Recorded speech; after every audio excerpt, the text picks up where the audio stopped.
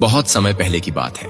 एक घना जंगल था जहां हर जानवर खुद को सबसे महान समझता था, लेकिन वहीं रहता था एक नन्हा चूहा, नन्हू, जिसे कोई नहीं पूछता।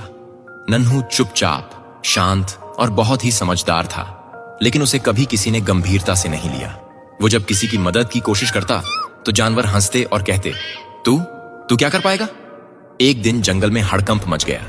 राजा हाथी, जंगल का सबसे बड़ा और ताकतवर प्राणी, एक गहरे दलदली गड्ढे में गिर गया। शेर, भालू, भेड़िए सबने कोशिश की, लेकिन हाथी बहुत गहराई में था।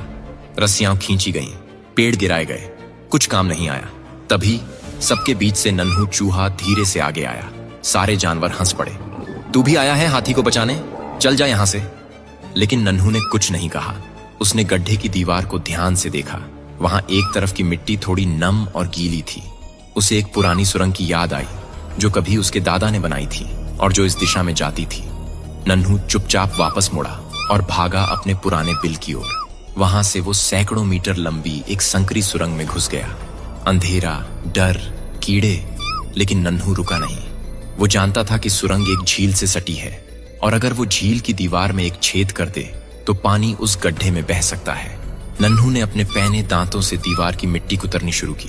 धीरे धीरे कण कण मिट्टी हटी और आखिरकार एक पतली सी धारा बहने लगी। थोड़ी ही देर में झील का पानी गड्ढे की तरफ बह गया। पानी ने गड्ढे की एक तरफ की मिट्टी गीली कर दी और कुछ ही देर में वहां ढलान बन गई। हाथी समझ गया, यही मौका है। वो धीरे धीरे अपने भारी शरीर को उस गीली ढलान पर चढ़ाता गया और आखिरकार बाहर निकल आया। सारे जानवर हैरान थे। शेर बोला, ये कैसे हुआ? हमने तो सब कोशिश कर ली थी। तभी मिट्टी में से एक छोटी सी पूंछ हिली और बाहर निकला नन्हू चूहा, कीचड़ से सना लेकिन मुस्कुराता हुआ।